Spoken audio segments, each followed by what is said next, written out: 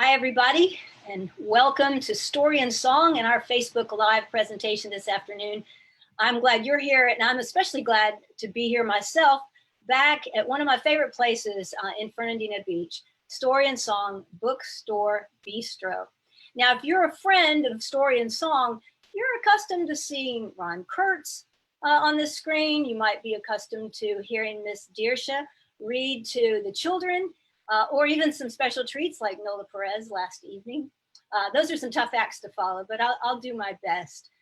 I am Deborah Garrard, founder of Be Well, Serve Well, a wellness initiative where we believe that each of us, you, me, everyone, is on this planet for one purpose, to serve one another. But we also believe we simply can't do that if we're not well. Be well, serve well. I'm grateful to be included in the lineup of these Facebook Live events and for the chance to share with you about the work that I do. I work from several perspectives. One is mind, body, spirit nutrition, where I was trained at the Institute for Psychology of Eating, also trained in whole food plant-based nutrition through the Center for Nutrition Studies at Cornell University. And also have a background in theological studies that informs my particular holistic approach to healing. It's my passion to invite you, to invite others, to lean into lives where eating becomes spiritual practice, where being mindful, conscious, in the moment becomes our default setting. And then the best part, where serving others becomes an organic result of our very own deep healing. Now, I believe this season of uncertainty, this global pandemic, is a perfect invitation for us to reflect on our lives, to reflect on how our day-to-day choices impact our disease and something I call dis-ease. Dis-ease with our lives, might be with our work, might be with relationships, or even our community. And be invited then to renew our vision of health, of wellness, and wholeness. You know, we've often heard hindsight is 2020. I don't want you looking back and wondering, what if I'd cared for my health more consciously? I want to offer you a 2020 vision for this year, 2020, that's right. And I'm grateful that Mark invited me to share with you a reflection that I wrote recently. I invite you to reflect with me. I call it When the Light Turns Green. Listen along. When the light turns green, what will we do? The light will turn green again, despite how long this red light, and often flashing yellow caution light, already seems to be and may yet become. Red will turn to green. Then what? Will we jump back into the fast lane? Will we proceed timidly, cautiously? Will we be paralyzed by fear? Each of us has our particular and often quite personal fears related to the coronavirus. Fears for our own health, obviously, and for the health of loved ones. Fears about providing for our families. Fears about how long we can continue homeschooling our children, even as a new school year looms with many questions. Fears about employment, school, insurance, fears about supplies of food, medication, diapers, COVID-19 tests, PPEs, and yes, toilet paper. My biggest fear, that we will miss the moment. This moment that is inviting us to choose well when the light turns green again. Now, I began last year leading Food for Thought talks and some workshops in which I focused in large part on the speed at which we live our lives. I believed then, and I still believe, the pace of our lives is unsustainable. And I think its trajectory is dangerous. At this point, in the midst of global pandemic, most of us are simply, though probably not very simply at all, trying to survive, getting by, to stay safe, whatever that means, and to stay sane in the midst of an overwhelm that increases day by day, right? To hold on to the hope that this too shall pass. Now, in the work I do, helping people heal, I often take the view from 30,000 feet. Doing so, I believe the current global health crisis was and is a necessary course correction. To me, it's this tectonic shift for our whole world community, a shift we needed, but we would have never chosen for ourselves. We certainly wouldn't have chosen all the collateral damage, far too many deaths and suffering. Still, I believe we needed to slow down. And if we're not on the front lines, and if we're not in industries that are essential, then we've done just that, even in small ways. We needed to see ourselves and each other in new ways, and we have. We needed to change. We needed to know we could change, and we're beginning to do just that. More than anything, I believe we needed to choose well. Early last year, I said, and I believe the number one drug in America and the world has become speed. Now, not the powdery white stuff, the pedal to the metal variety, fast internet, fast cars, quick weight loss, fast food. Our obsession with this variety of speed leads directly to stress, which leads directly to low immunity, which leads directly to illness. COVID-19, perhaps. Cabin fever, absolutely. Research shows that stress is a factor in 5 out of the 6 leading causes of death in America, including heart disease, stroke, cancer, and yes, respiratory illnesses. Enter COVID-19.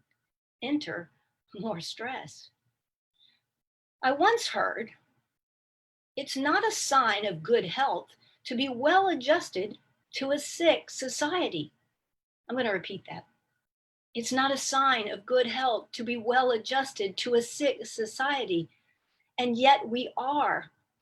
We have not chosen well.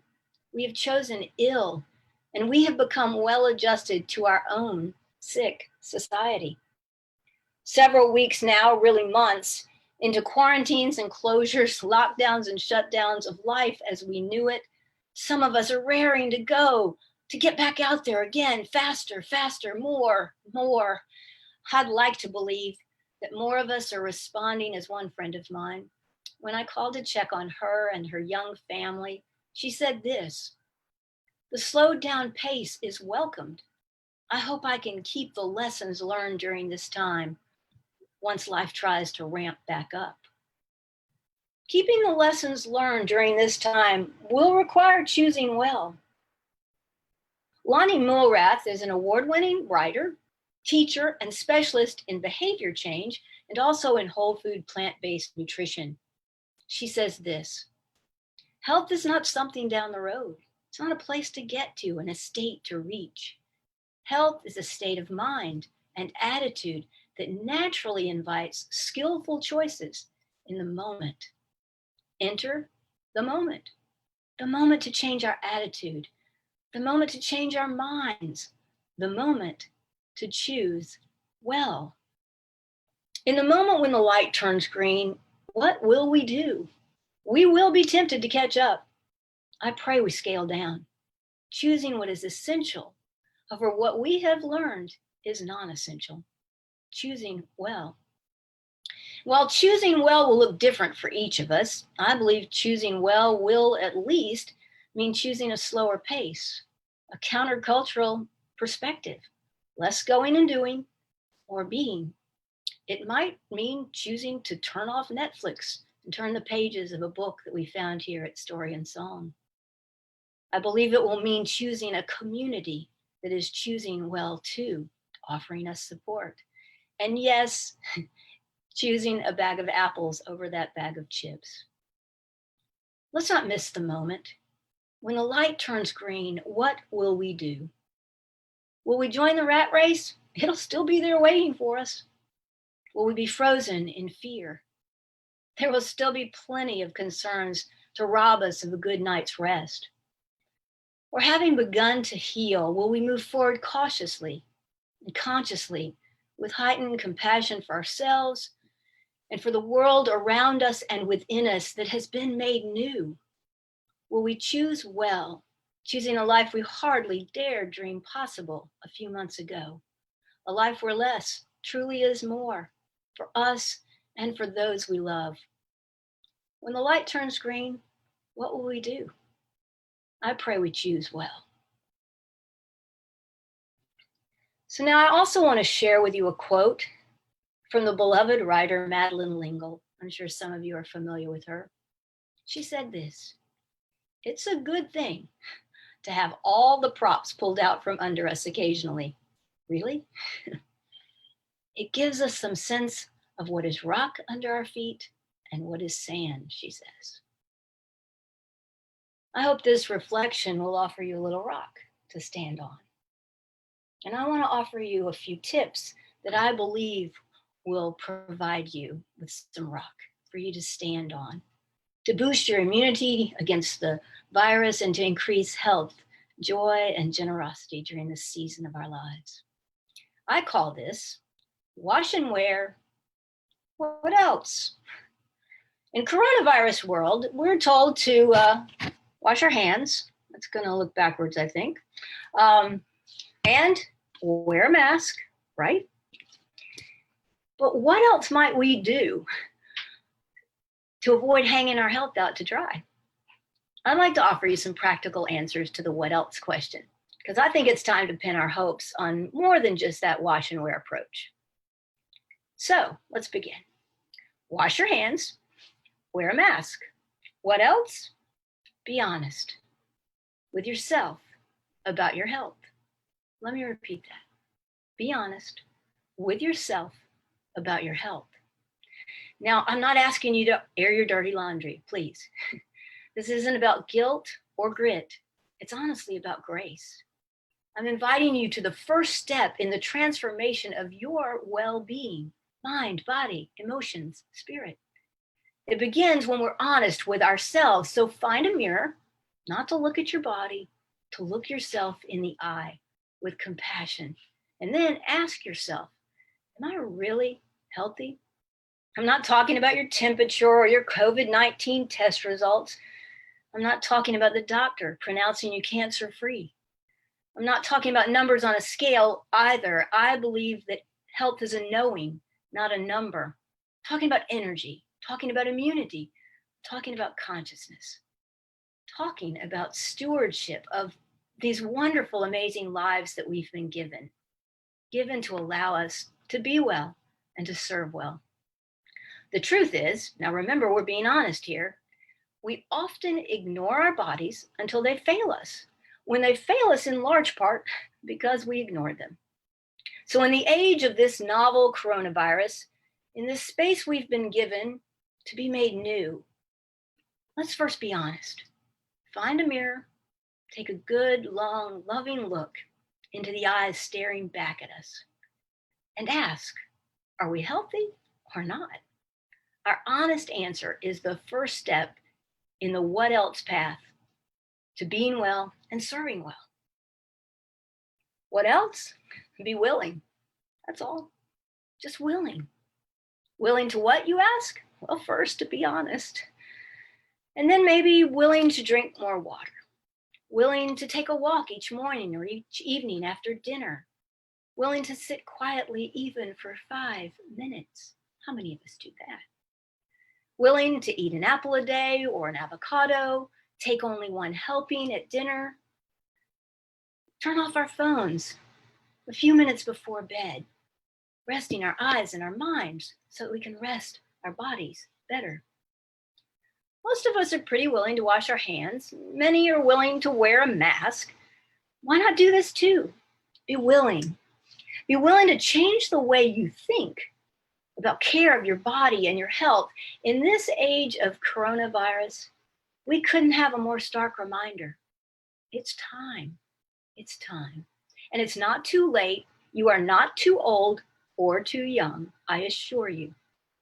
When we are willing to change the way we think, we begin to transform the way we live, the way we move, the way we love, and yes, the way we serve. We begin to transform into all we individually were created to be, and then in community, all we were created to be. Now, one thing more. Being willing isn't about willpower to stay on the new exercise regimen, to stick with the latest diet trend, to eat less, exercise more. Exercising willpower often leads us to feel like willpower weaklings. Sound familiar? It heaps on guilt, and we think we don't have what it takes. What does it take? Well, Franciscan priest and author Richard Rohr puts it like this: transformation has little to do with intelligence, willpower, or perfection. It's good to know, isn't it?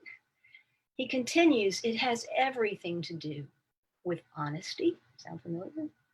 Humility, willingness, and surrender. Be willing.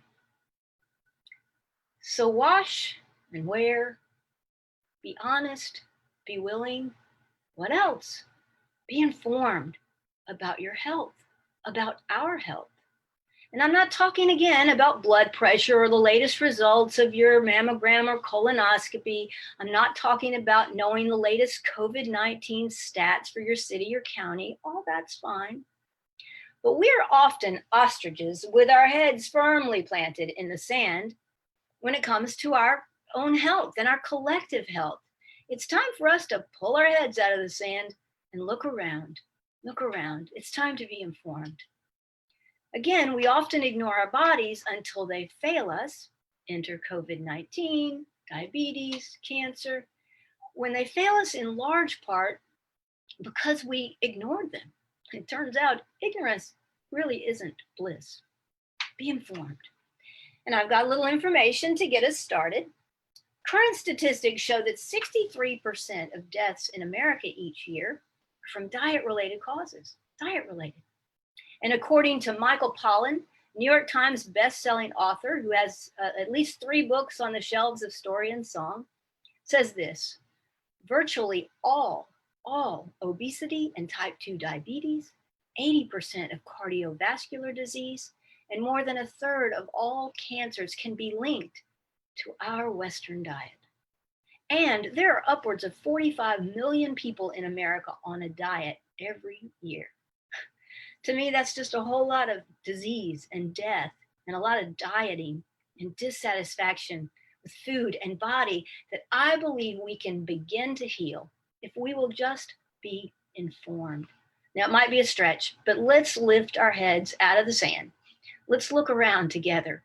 Let's look at our choices, lifestyle choices, and yes, choices of food and drink. Let's wash our hands, let's wear a mask, and let's do more. Let's be informed. Be informed. What else? Be curious. Curious, second cousin to be informed. Let's get curious about our health, about our lifestyle habits, about how our lifestyle habits impact our health and the health of those around us, those we love. Now, if you've had a toddler anywhere near you this spring or summer, or really ever, you know that they are an endless fountain of questions. Let's be that toddler. Let's get curious. Let's ask a few questions. Again, I want to get us started. What might happen if we began to describe foods, not as good or bad, but simply as healthy or unhealthy? Perhaps we would stop feeling bad or good based on what we eat. What might happen if we stop the futile search for the perfect diet? Perhaps we might lean into a deeper understanding of ourselves and our relationship to food and body. What might happen? What might happen if we turned off the daily drip, drip, drip of diet soda in favor of cool, fresh, refreshing water? Perhaps we might be renewed with energy and rest, flushing toxins from our bodies and bringing much needed oxygen to our organs. Here's one for you. What might happen if we turned off the 24/7 cycle of toxic news and nonsense telling us how to think and how to feel about everything all the time? Perhaps we might discover a new writer on the bookshelves of story and song and broaden our horizons beyond the noise. Are there ways in which we inadvertently help or hinder our health and the health of those around us, let's be curious. As we and those in our communities begin to emerge from lockdown lives, let's continue to wash our hands more. Let's wear our mask often. And let's be curious, just a little more rock beneath our feet. So that's 4 practical steps. Be honest, be willing, be informed, be curious. What else? Be intentional about your health. Now, while it's very true, and I firmly believe every bite we take is either helping or hindering our health, the same is true for every word we speak, every drop we drink, every choice we make. Be intentional about your health of mind, body, spirit, and emotion. The truth is, if we don't know where we're going, we'll probably end up someplace else, or worse yet, we'll end up going around in circles. Most of us use GPS, right? GPS has to know where we are and where we want to be in order to get us where we're going. The same is true of our wellness. Now, in the world of coronavirus, it's clear that for far too long, we didn't have a clue where we were going. And unfortunately, many were headed for disaster, disease, and sadly, too many were headed for death. Remember that ostrich with its head in the sand? We thought it was enough to just get by. And now, hopefully, we are waking up to see it's time to do more. It's time to do more than get by. It's time to get better. And we can, with intention and curiosity and information and willingness and honesty. Am I ringing a few bells? I hope so. I hope so. Where do you want to go with your health? Are you tired of going round and round in circles? Wash your hands. Check. Wear a mask. Check. Be intentional. Check. Wash and wear. What else? Be real. Be real. You are what you eat. We are what we eat. Let's not be fake, cheap, easy, or fast. Let's be real.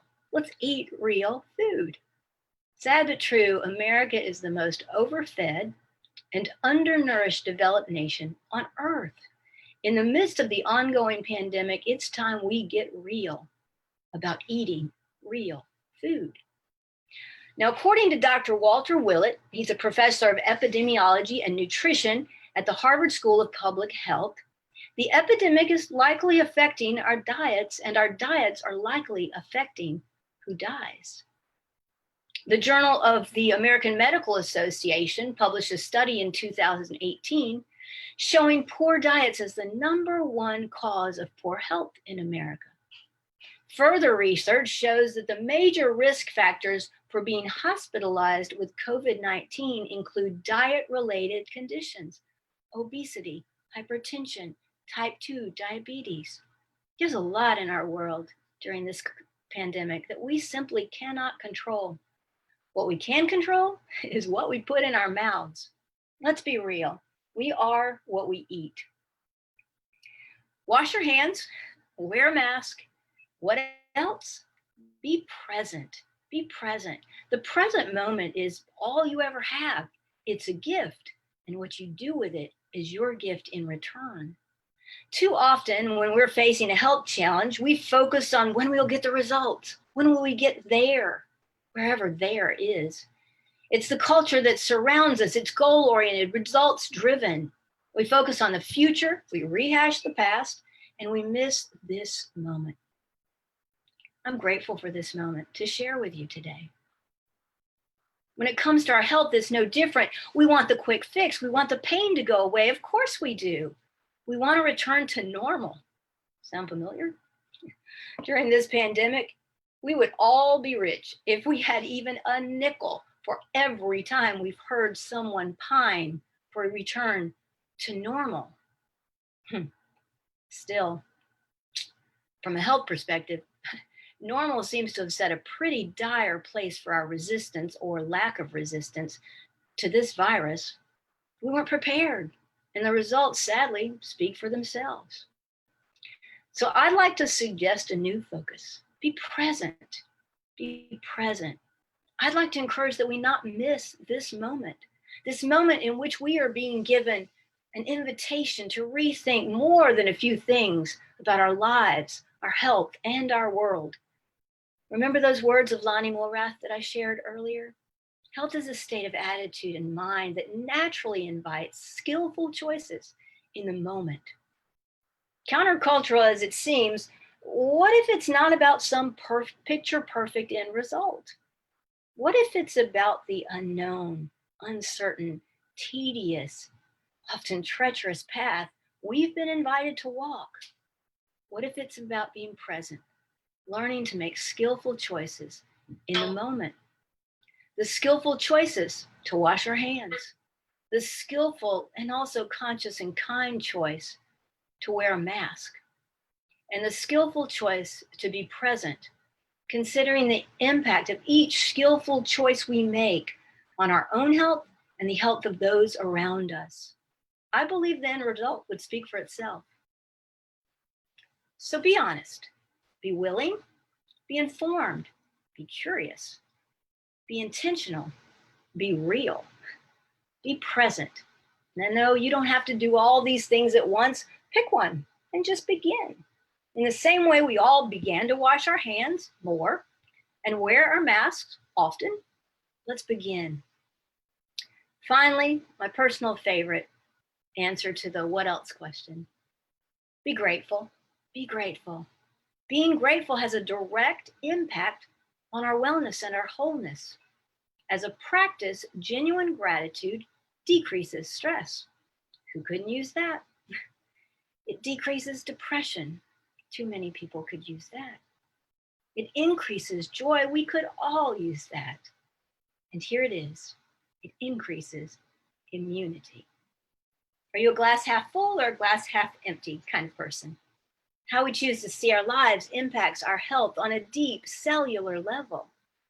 According to WebMD, gratefulness links to optimism, which links to immunity. There was a University of Utah study done on stressed out law students, and I'd be stressed out if I was a law student too. And it found that those who were grateful were more optimistic and they had more scientifically recognizable immune boosting cells. Be grateful. And this from the head of biologic psychology at Duke University Medical Center. If thankfulness were a drug, it would be the world's best-selling product with a health maintenance indication for every organ system. Be grateful. Be grateful. Now, I doubt it's lost on you that this global pandemic is taking place in the year 2020, and we're being invited to refocus our health in ways that both challenge and change us. No longer getting by, we've been given a chance to get better. And as we sit at this flashing caution light, do we go? Do we stop? What will we do? Let's lean into the moment. Let's be grateful for the gifts it has to offer us as individuals and as a community. I'm certainly grateful for the opportunity to be in this beautiful bookstore, Story and Song, to be friends with this community, with Mark and David. I'm thankful for Connor's help putting this on Facebook Live, and for the opportunity to share with you today. Be well, my friends. Serve well. Thanks for tuning in.